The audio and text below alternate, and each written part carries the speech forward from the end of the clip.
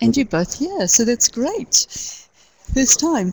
Right, so welcome. And what we're going to be doing is the last bit of the 3041 and then the 3042, if you want to know where we are with the booklets. So we'll look at how to draw Lewis structures. You will be asked in the exams how to draw Lewis structures, but it's a minor point. But you do need to draw Lewis structures for all the subsequent things, like the shapes of molecules, discussing polarity, and then also the type of intermolecular forces. So it all starts with the Lewis structures. And then what we're going to also look at is then the arrangement of the electrons in that molecule, and therefore that will determine the shape of the molecule. So let's get going. Lewis structures, as I said, we draw it for molecules. If you draw it for atoms, which you can, they tend to be called Lewis diagrams, but it's really the same thing. You're just looking at the valence electrons around an atom. Otherwise, the more complicated Lewis structures are for molecules. And you show all valence electrons as dots, or you can modify it to draw lines for bonding electrons. So we always use pair of dots. If you have an unpaired electron at this level, level 3, then you've done something wrong. When you get to university, if you carry on, you will occasionally have unpaired electrons. But as far as you're concerned, all your electrons must be paired. And then, as I say, you can have them modified to draw lines. So this is an unmodified one over here. You can see all the valence electrons are drawn as dots. Here, this is a bonding pair of electrons, so we can draw it using a line. And I suggest with the more complicated ones, use this type, because eventually you've got dots all over the place and you don't know whether you've got the right number of dots, and you could make it wrong. So draw modified where you can. Okay, so let's look at some examples. And then, why use Lewis structures? As I said right in the beginning, you need it for all the subsequent things in the standard, so working out the shape, the polarity, and also intermolecular forces. Now those are all the rules, so there's quite a few rules, but we'll be doing this a few times. So the first thing is you have to add up all the all the valence electrons for each atom in that molecule. So we're going to just start with PF3. Now I've done it over there. PF3, where does the 5 come from? I'm adding up the valence electrons. Where does the 5 come from? It's group 15, and so that's for the phosphorus atom. So we've got one phosphorus atom, so there's 5 valence electrons from there. Great, Andrew. And then you can see we've got 3 fluorine atoms, and because we've got to do it for each fluorine, so it's 3 times fluorine's valence electrons, which being in group 17 is 7. So 5 plus 21 is 26 electrons. So Andrew, I see you typing. Oh, okay, right. So that's the first step. You must add up all the valence electrons. The next step is to identify the central atom. Now there's a number of ways you can do this for identifying the central atom. An easy one is usually it's the one that's in the least number. So if we've got P of 3, we've got 1 P and 3 fluorine atoms, so P will be the central atom because it's in the least number. The other way, the one I tend to use, is the one with the highest valency. In other words, the ones that's got the greatest combining power can share the most. So fluorine, you know, can only share once. It's only got 1 valence electron sort of to share, and then it's full up. So it can't really be in a central atom because it can't bond with phosphorus and 2 other fluorines. It can only bond with one other thing. Whereas phosphorus has got a valency of 3, so it can bond with 3 other atoms. So that's the way I use to identify the central atom, and so it'll be phosphorus. So phosphorus has to go into the middle.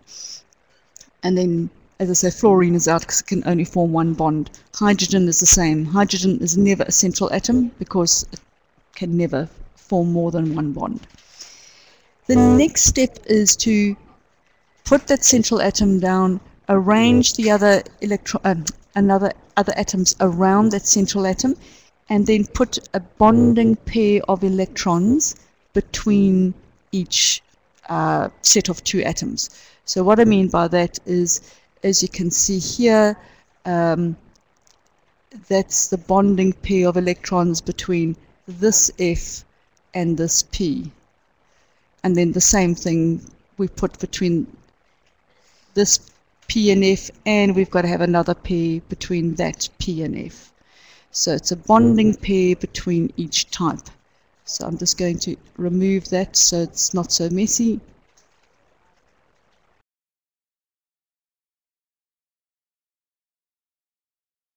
Okay. Yes, it does look negative first, that's right. So that's the third step. It's good to do it stepwise, and then you won't forget something. Then, okay, we had 26 electrons. How many have we used in the Lewis structure so far? We've used 6, 2 between each PF. So we've now got 20 electrons to organize. So we start with those remaining 20, and we start putting them around the outside atom. So not the P, around the ones surrounding the P, so all the F ones. So here we basically go, that's 2, so we're down to 18, 16, 14, 12, I hope I'm counting correctly, 10, 8, 6, 4, 2. So we've got 2 left. If you count all of those dots, you should have 24 dots, meaning we've got 2 electrons left. So step number 5 is any remaining electrons, and though we had 2 left, remember, we put around the central atom. So that's where they go now. So we've got no more electrons left. We've distributed all the 26. So the final step is you look for an octet. Now the only atoms that don't have an octet are hydrogen and helium doesn't bond, but hydrogen doesn't, because it's can only have one, it's in the first energy level, and beryllium and boron also will lose electrons, so will only have the first energy level, so there'll be a maximum of 2. So otherwise all the atoms, we will come to an exception later on this lesson, but all the other atoms must have 8 electrons. So let's redo it, and now we circle the F. Can you see F has got 8 electrons around it? So has that F, great. So has that F. And if I look at all the electrons around the phosphorus, and I've made it a green circle just to show the difference for the central one, does it have 8 electrons? Yes. So as far as we're concerned, that Lewis structure is correct because we've got the correct number of valence electrons. Often students get the wrong Lewis structure because they didn't count the valence electrons in the first place. So it must have the correct number of valence electrons. We must only have pairs of electrons. If you've got a single electron floating around somewhere, it's wrong. And finally, each atom must have an octet of electrons around it, unless it's hydrogen, beryllium, or boron. Okay. Any questions so far, Andrew? No. Good. Okay, so we're going to do the same thing again. We're going to do 3 or 4 like this, just to make sure we've got it. So what we're going to do now is methane, CH4. This is a sort of a level 2 one, but it's the same principle. I hope you can see we've got 8 valence electrons, 4 from carbon, and 1 each, or 1 from each hydrogen. And because we've got 4 hydrogens, it's 4 plus 4 is 8. Okay, what is the central atom?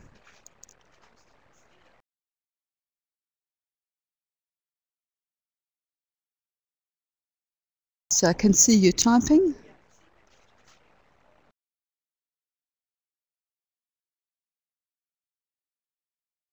Okay, carbon because it has the highest valency. Great. Yep. And as I say, hydrogen will never be a central atom because it can only form 1 bond. Again, actually, Andrew, you're at university, so you may have come across the very funny borohydrides where hydrogen can do a funny thing with bonding with 2, but that's extremely unusual. and it's only in certain circumstances. Okay, so carbon is the central one, and so we draw the carbon and surround it with the hydrogens. And now we do point number 3, which is place a pair of electrons. So there we go, 2, 4, 6, 8. So we've had 8 electrons, we've used all 8. So we've got none left, so we skipped step 5 because we don't have any remaining electrons. So we go straight to step 6. So we look for octets. And now this is why I chose methane. Remember that hydrogen can't have an octet, so it only can have 2 electrons, so that is still correct. And carbon can have an octet, in fact should have an octet, and it has got 8 electrons. So that is a correct structure. By the way, some students occasionally draw this structure when asked for a Lewis diagram instead of that one, because they think they should put the circles around it. Please, the circles are just to try and highlight in the teaching that you've got to look for octets and so on. But when you draw the Lewis structure, please draw this structure up there. Okay. Let's do another one. So we've got here now formaldehyde. It's what's used in preserving bodies and so on. Now, again, you've got to count the number of valence electrons. Where does the 6 come from? I've got the 2 brackets, 1 plus 4 plus 6. Where does the 6 come from? Group 16, so it's the oxygen, because oxygen is in group 16. If you're getting sort of confused where these are, I really recommend that you learn the elements in their groups, so you'll know straight away oxygen is in group 16, has a valency of 2, has 6 valence electrons. Carbon is in group 14, so has got 4 valence electrons. Just if you know that, it just makes your life so much simpler.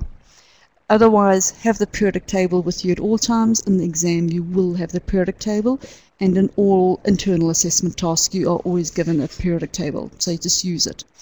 Okay, now, what is the central atom? We've got a choice of hydrogen, carbon, or oxygen.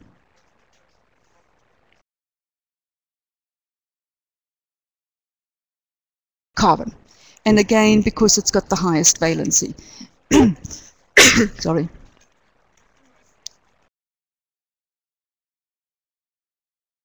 It's got a valency of 4 compared to the valency of 2 for oxygen and the valency of 1 for hydrogen. So, whoops, let's put hydrogen in the center and arrange the other atoms around it. And now step 4 is you put in the bonding electrons, so 2, 4, 6. So we've got, of the 12 electrons, we've used up 6. So now we have to put the remaining electrons around the now we have to start putting it onto the outside of the electron, outside of the outer atoms. I'm sorry, I'm getting myself confused. Yes, we're on step 4, so we've got to put them around the outer atoms. Do we give any electrons to hydrogen? No, because hydrogen is full up, it can only take 2 electrons, so we have to put them around the oxygen. So there they go. Of the 6 remaining, there's 2, another 2, and the last 2. So we've now used up 12 electrons. So step number 5, we have to skip because we don't have any electrons left. We've used up all 12.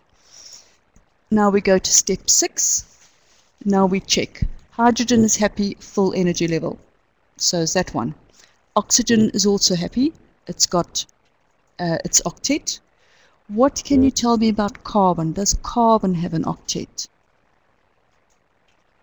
No, it does not have 8 electrons. So what we have to do now is we've got to move electrons from the outside to the inside to be shared with bonding. So we can't remove the electrons from the hydrogens because there aren't any, all the electrons involved with hydrogen are bonding. We can only move them from the oxygen. So pretty much if it was like that, we have to move a pair of electrons to the inside. And if I look now, does the carbon have 8 electrons around it?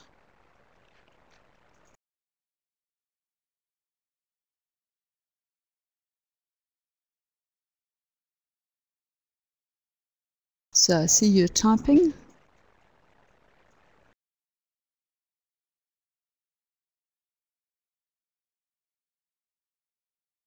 Yes, I'm glad you said that, Andrew. It doesn't matter from where you take them, okay? Because a pair of electrons is a pair of electrons, so you just take them in. What will happen in real life, of course, is electrons, and we'll do this when we do shapes, electrons repel each other. So wherever you take them from, the other two pairs are going to move as far away as possible as they can. But we're not that interested in bond angles or where things are for Lewis structures. All we want to say is, do we have the right number of valence electrons? Do we have the correct central atom? Do we have only pairs of electrons? And is each atom got an octet of electrons, unless of course it's hydrogen, beryllium or boron? Okay, and of course oxygen still has its octet. I haven't drawn a circle around it, but I think you can see if I drew a circle, it's got those two up there, it's got those 4 over there, and those 2 at the bottom. So it might not have shown everything, but there's its octet. Okay, let's carry on. I think this is my last example now, which is the example where we don't follow the octet rule. If we have an element that can access its d orbitals, so anything from the second period down, or no, third period, sorry. The first period is hydrogen and helium. The second period is lithium, beryllium, boron, carbon, nitrogen, oxygen, fluorine. They will only obey the octet rule or have 2 electrons. They cannot have more than 8 electrons because they cannot access the third energy level d orbitals. But anything in the third energy level, so from sodium will always lose electrons, but say from phosphorus, sulfur, chlorine onwards, because they can access d orbitals, they can break that octet rule. They can do funny things, a bit like what we explained with oxidation numbers. They can just shove the electrons around, and so if you see anything from phosphorus onwards, even silicon, from silicon onwards, you can get more than 8 electrons around that atom. So if we do this one, we've got phosphorus pentabromide. So it's penta, 5 bromine. So it's, if we're looking at valence electrons, 5 from the phosphorus and 7 each from each bromine. So that's 5 times 7 is 35 plus 5 is 40. Okay. Yeah. So, I meant to say which one's the central one. P, it's the highest valency. Carrying on, we've put the phosphorus in the middle because we've decided that's got the highest valency, so it must be central. And then we arrange all the bromines around it. And now step number 4 is put the remaining electrons in pairs. Step number 3. Now this is a case where I said using modified Lewis structures makes it easier because otherwise we have dots all over the place. So I've used a line for every 2 electrons. So think of each of those lines being a pair of electrons. So how many electrons have I used up of the 40? 10, correct. And now step number 5.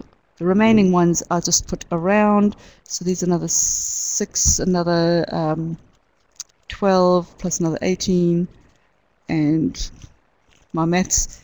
Anyway, if we have a look, that should have added it up to 40. So 2, 4, 6, 18, 12, 14, 16, 18, 20, 22, 24, 26, 28, 30. 30 plus the 10 we used makes my 40 electrons. So step number 6 is of course checking for the octets. So each bromine will have 8 electrons, because remember a line is 2 electrons. And then the phosphorus, you'll notice, does not have an octet. Yep, correct, it's got 10.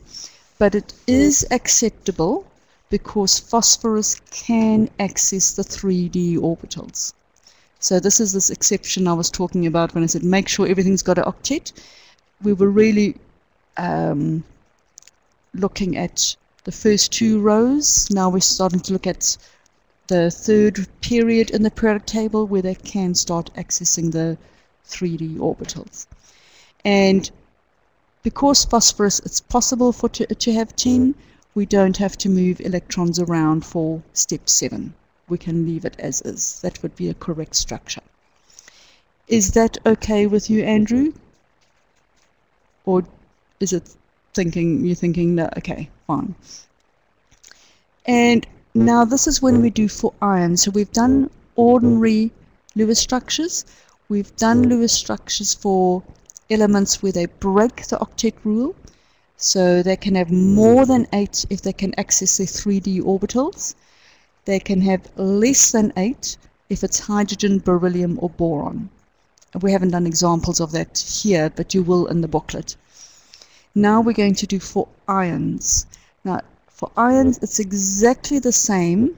There's just one more step. You'll notice there's been a new step each time. So this is now step 8 is the difference for an ion compared to an atom. So we do the same thing. If I've got the sulfate ion, I go right, sulfur is in group 16, so it's got 6 valence electrons. Oxygen is in group 16, so it has 6 valence electrons. Because I've got 4 of them, that's 4 times 6 is, what's it, 24, plus the 6 from the sulfur is 30. And then I have also got the 2 from where? Why did I add that extra 2 on? Can you see where that 2 is coming from? The negative 2 charge. So if I've got an anion, I have to add those electrons. If I've got a cation, I have to subtract those electrons. So if I've got a charge of +1, I have to subtract 1 electron. If I've got a charge of +2, I have to subtract 2 electrons. And if I have a charge of -2, I have to add on 2 electrons. And the same thing I have to add. I now need to put in the central atom. Now, both sulfur and oxygen have got the same valency, so we can't base it on the valency. But which one of those would be the central atom, sulfur or oxygen?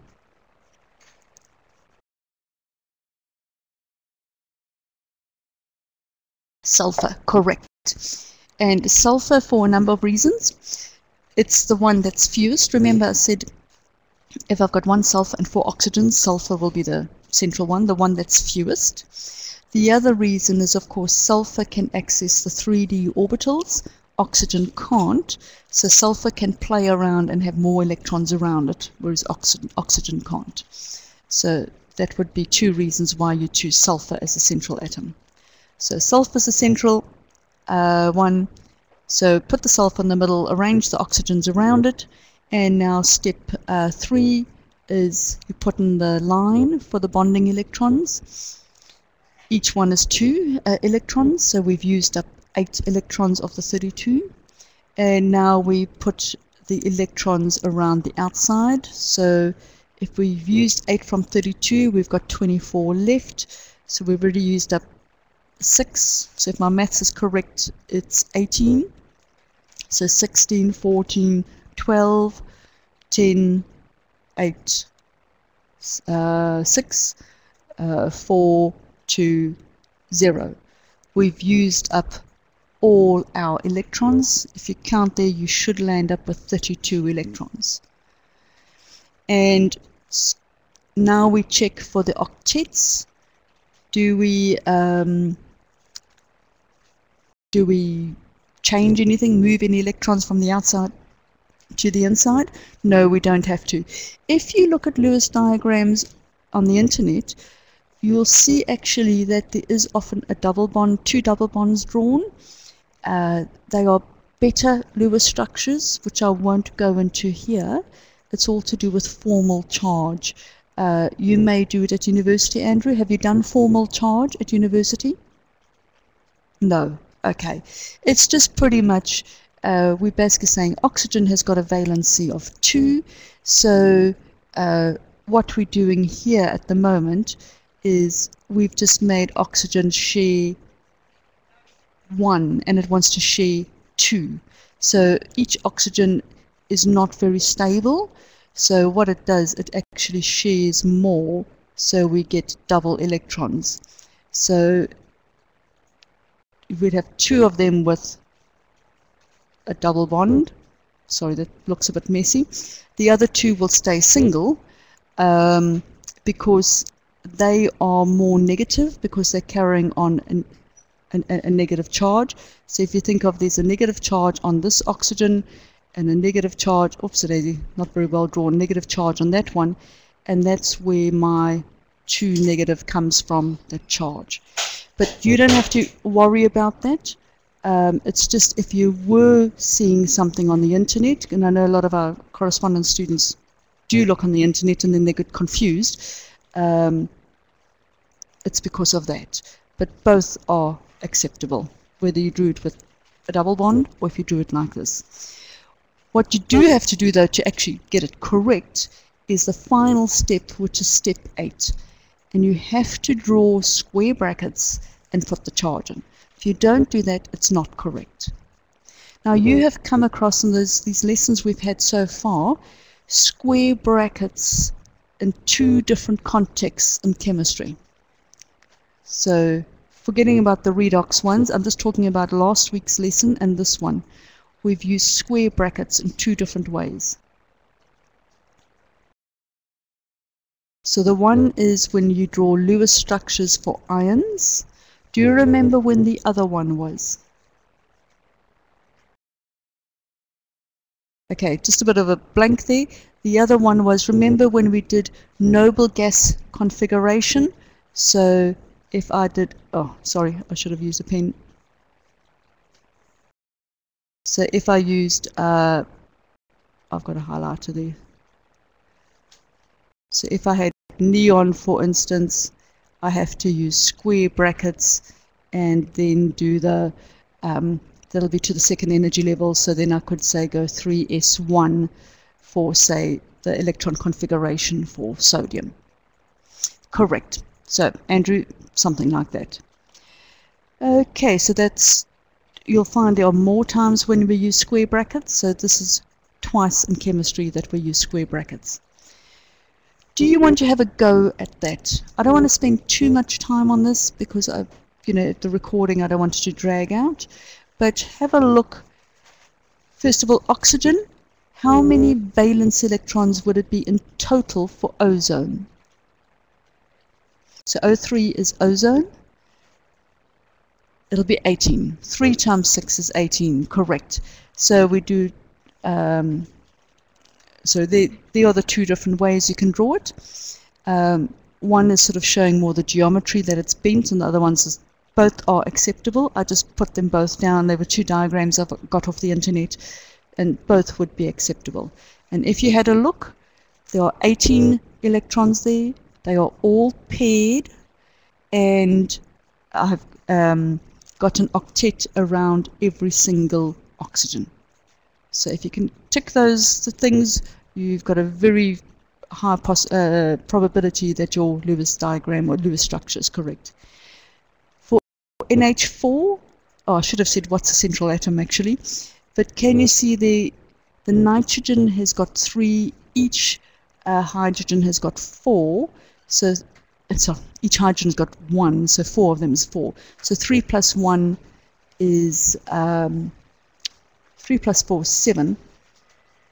Sorry. Nitrogen is in group, I was confusing valency with valence electrons. Nitrogen is in group 15, so it has got 5 valence electrons plus 4 from the hydrogens in total, making 9. But because I've got a positive charge, it drops to 8. And Andrew, they're way ahead of me. You got the 8 electrons. And as I say, you've got to have the square brackets and the charge for it to be correct. Xenon trioxide. This is a case where you can get a noble gas and force it to react with an electronegative element because it's got lots of electrons around it, and so you can make it access different orbitals and force it to bond under high temperatures and pressure. What would be the central atom? Xenon. Now in this case you could say, oh well, xenon has actually got a valency of 0 because it doesn't bond, but this is a case where you would take xenon as being the atom in the least amount there. There's 1 xenon to 3 oxygens, so xenon would be in the middle. And so xenon is like that. Now this is the same case where I was talking about with the sulfate, where you can see double bonds or single bonds. Both of those are correct, because if you have a look, you've got the correct number of electrons. All the electrons are paired. The oxygens all have an octet. Now, on the one on the, yes, the same number of electrons, Andrew. So they've got all an octet. In the one on the left, the xenon has got an octet. The one on the right, the xenon has got more than an octet. But it is acceptable because xenon can access d orbitals. So that is acceptable. And what I was talking about earlier in terms of the formal charge, the one on the right is actually the correct. If you were doing it at university level, that would be the one they would expect, because it makes oxygen happy by sharing 2 of its electrons instead of 1. H2SO4.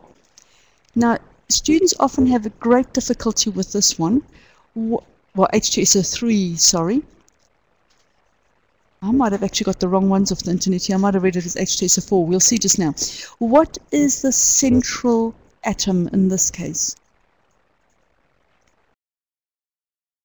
It's S. Now, if you see H2SO4, H2SO3, what do you immediately think of? What type of chemical is this? It's an acid. So those hydrogens must be acidic, so they must be bonded to a very electronegative element so that they can drop off easily. So it's nearly polarized, so they're nearly ionic, but not quite.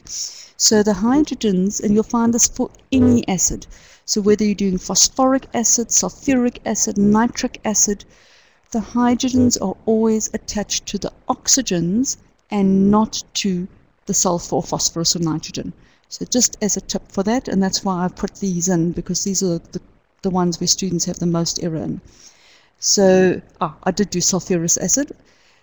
Sulfur is the central one, and a hydrogen is bonded to an oxygen, not to the central sulfur.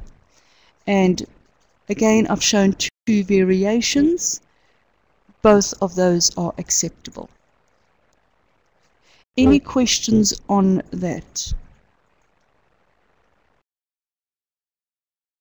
No.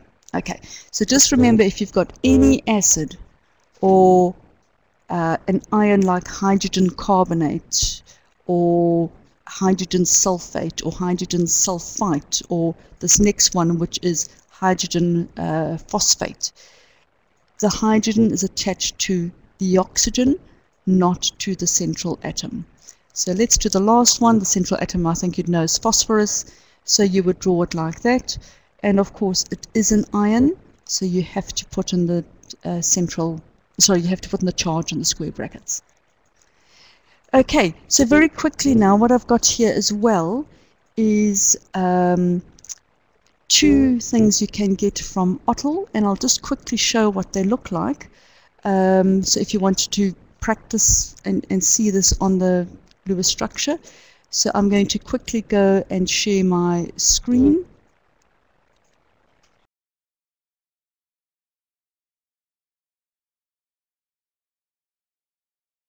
And the one I'm going to be looking at is this one.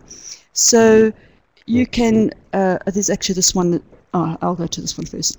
So what you want to do here is just follow their steps. So it says count the valence electrons. It's done exactly the same way. So you have to, for NO2 minus, say this total number of electrons. So can you work that out? If I've got NO2 minus, what is my total number of electrons? 18, good, because I've got 5 from the nitrogen, 12 from the oxygen, plus an extra electron from the charge, so 18. So you'd put an 18 and go submit, and you go, yay, you're correct. Now it's the next question, so we're doing the next step. So here it gives you just a few more examples of exactly what I was doing just now. Now we have to put in the electrons between the atoms. So we start with a single bond. So you just click and drag, okay, and you'd go submit. So you've done step 2. Right, now step 3 is when you do the outside. So now you just add electrons to the terminal ones till you get an octet. And if you didn't count correctly or so on, it would, so I'm going to submit now. And I've done it to the terminal atoms. And the next question, step 4, I now have to add a lone pair. If I just was carrying on adding lone pairs, it sort of tells you you've run out of electrons, because it says the available electrons are 0. So there you go with that one. And now you've got to check for your octet. And so what you've got to do is take electrons from the outside and put it to the inside. Let's use the top one, what you were saying, so we'll get rid of that and we'll put a double bond in its place. And let's see if that's acceptable. What this does not do, it does not show the square brackets. It just sort of shows a charge in square brackets. But remember, you should have drawn square brackets all around it. And then you can go into the next question, which is now NO2 plus. And you're welcome to go and do that. But I'm not going to do that now. This is another one you can also do. So here's another where you can practice. It's really just the more you practice, the easier you're going to find it. So just for that comparison. Now, what was the point of all these Lewis structures? The real point is, as I say, to go into the next step, which is to do molecular shapes and to do molecular, and then the polarity. So while I'm sharing the screen, I can see you typing, but I want to just, the shapes and the polarity.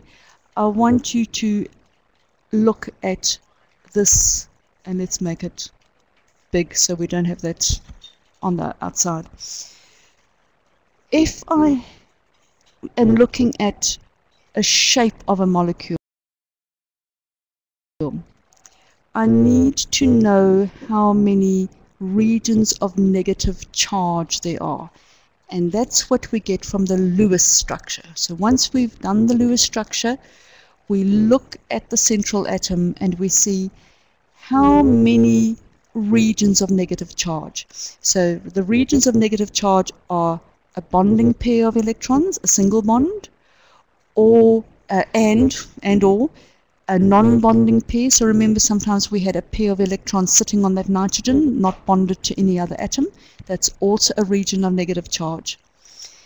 If we have a double bond or a triple bond, that's counted as a single region of negative charge. So what I've got here is a substance that has got 2 regions of negative charge. So here's my central atom. So whether I have a triple bond, that's still 1 region of negative charge. Okay, if I removed everything and I just added, I clicked on a double bond. I don't know why it's doing triple bonds. But can you see, even though I've got 2 triple bonds, it's still only accepting it as 2 regions of negative charge. Now, electrons, do they attract each other or repel each other? Repel.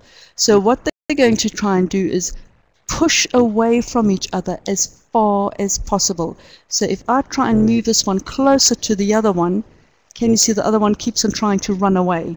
Okay, and if I let go, it will automatically go to 180 degrees.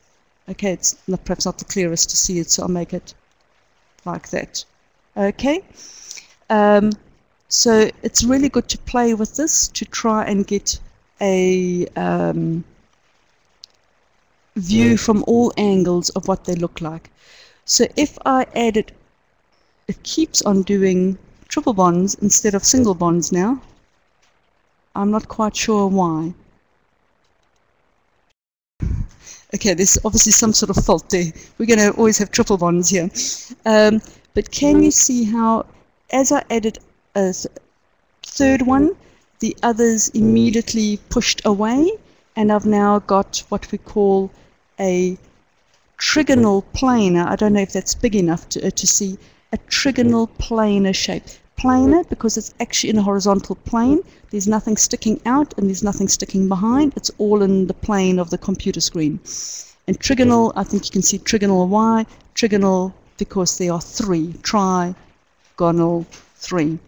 If I added a fourth one, can you see this is now sticking out of the computer screen and the others are going back? These two are going back inside.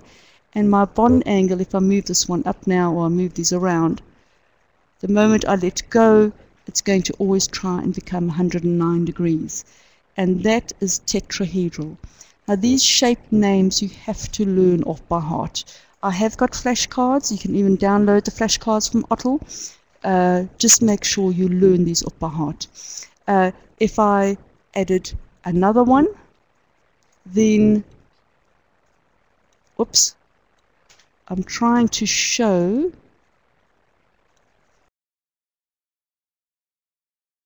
there's a term, two terms you need to know. Oh gosh, is the axial plane and the equatorial plane. What I'm showing here now is the equatorial plane. So these three are in the equatorial plane of 120 degrees from each other, and this atom over here is in the axial plane with the one behind it. So it's sticking out behind the screen and it's going back, or in front of the screen, that one's behind the screen. That's in the axial plane, this sort of up and down, whereas this over here is in the equatorial plane. If I try and bring it down, so here's my axial plane now. Can you see this is my axial plane? It's straight up and down, if you like 180 degrees from each other, or it's 90 degrees to this bond and 90 degrees to that one. So that's the axial plane, and these three, you can't really see the one behind it.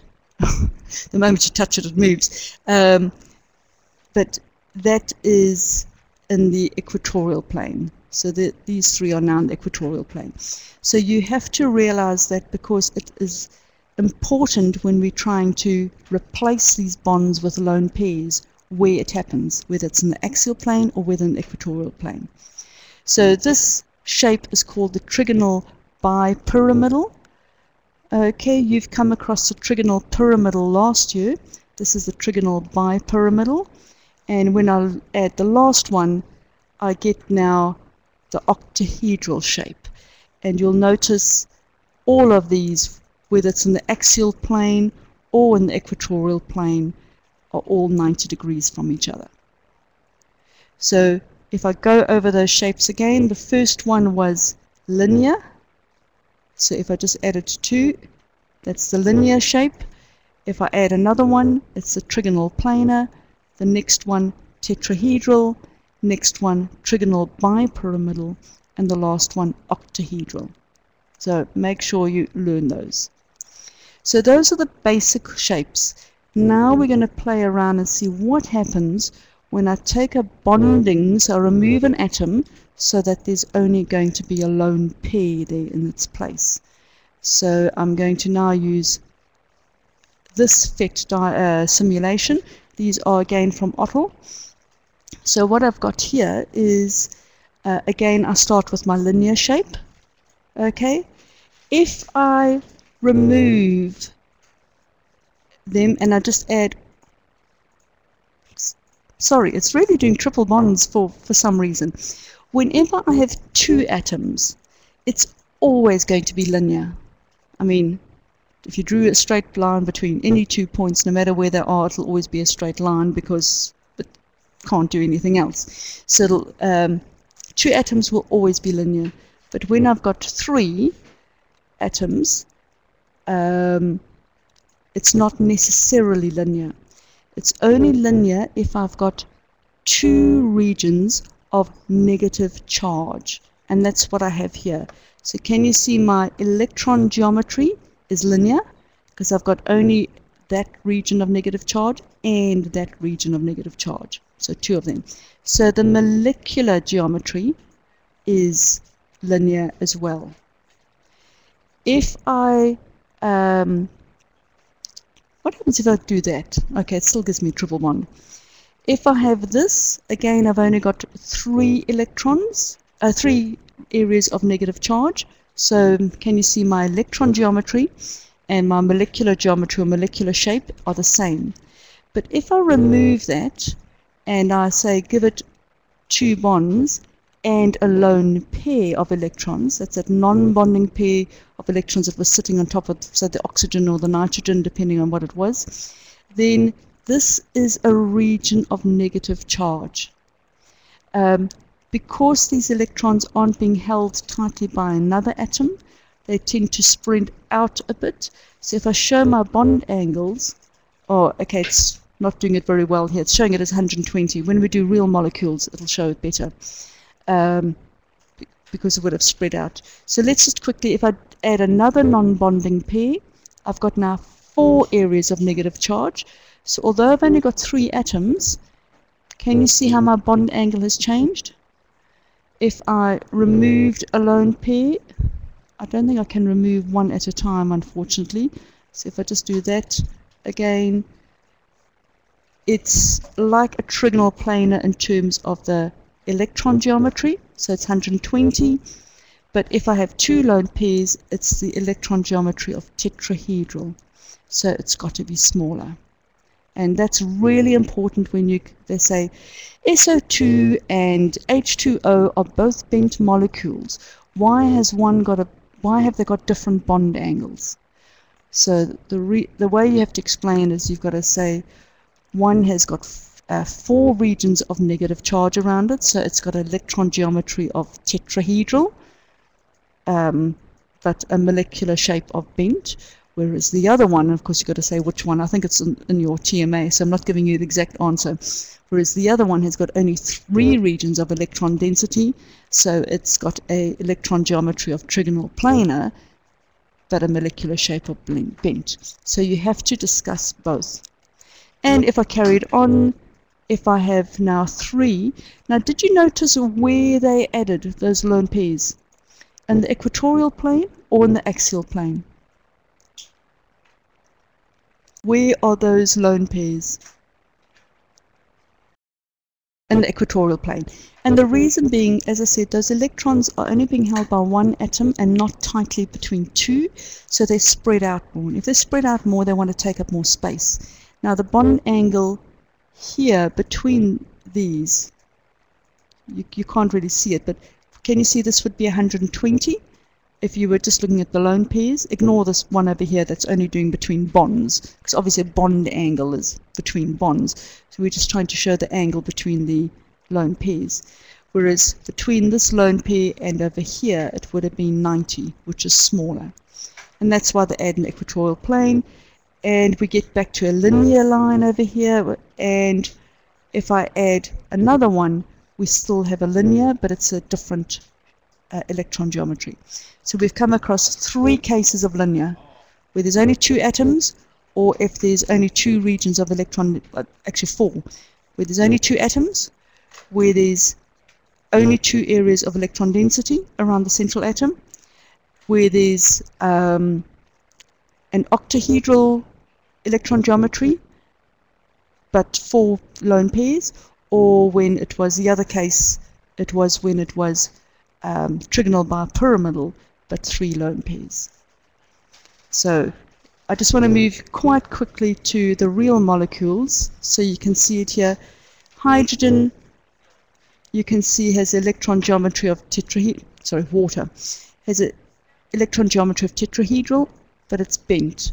And you can show this is really not playing up very well. This should be a drop down.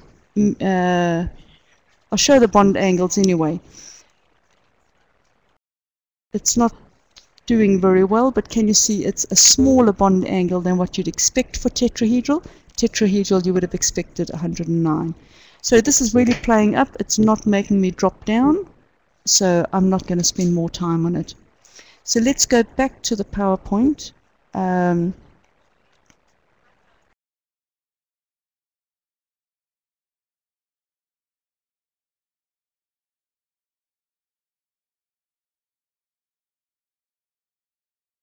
Right, so if I carry on with this, then as I said, you've got to learn the names of the shapes off by heart.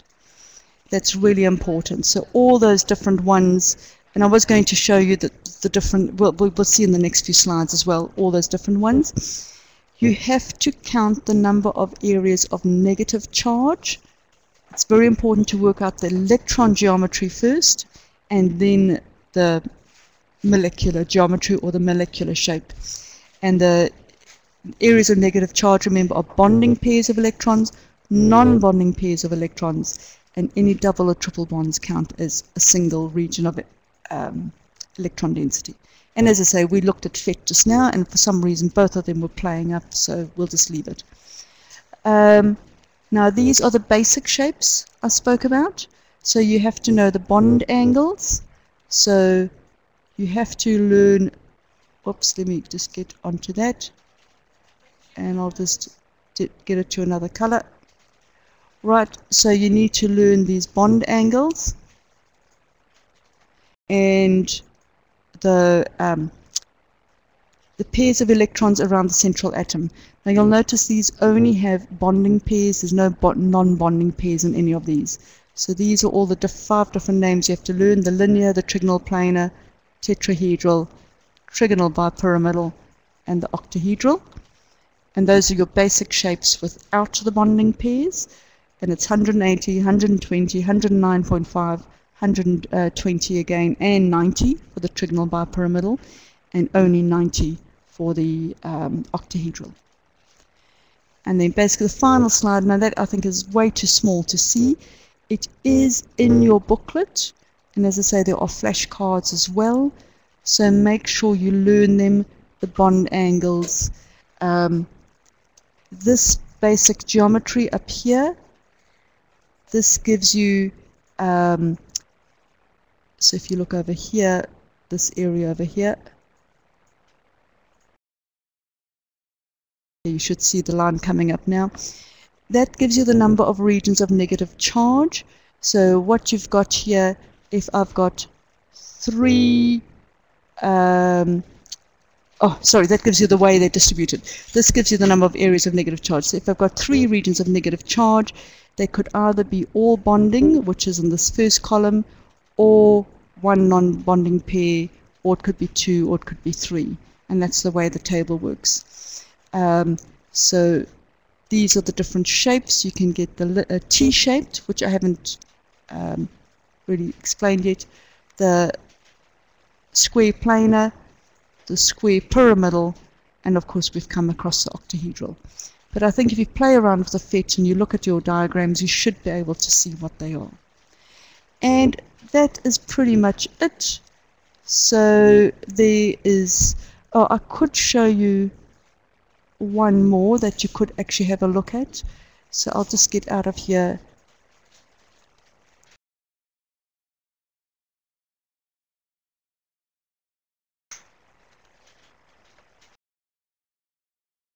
And I'll just show you with this.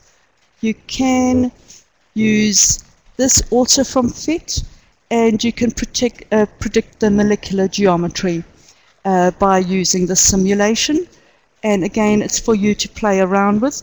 Again, it's step 1, it's to select the electron pair geometry for this molecule and drag it to the central atom.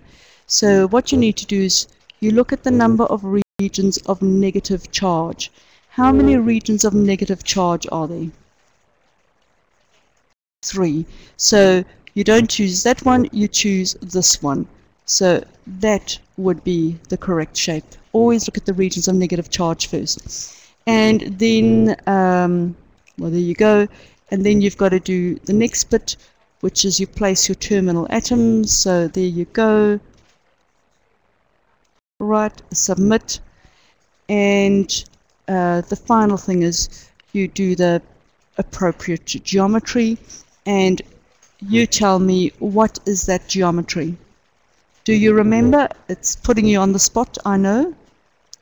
But it is actually also level 2, so hopefully it's correct. So this would be a trigonal planar. Trigonal planar. It doesn't like too many spelling mistakes. And submit. And then you'd go into the next question and so on. There's your ozone and so on, which are, I'd like you to play around with and practice on. Any questions on molecular shapes and Lewis diagrams?